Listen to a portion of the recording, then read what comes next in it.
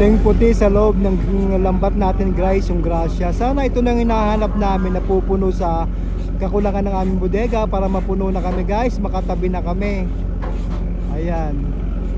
Nakikita ko dito more on gulyasan ito. Sana nasa ilalim lang yung tuna.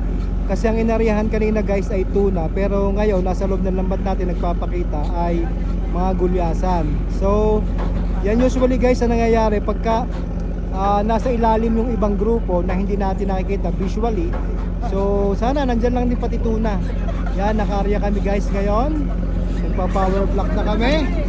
At ang oras ngayon ay alas 4 na ng hapon. So pinakita ko lang sa inyo guys ang aming inaryahan. At ito ngayon, yan, nakita natin to sa ating paglipad kanina. At ito ay natumbok ng ating mother boat.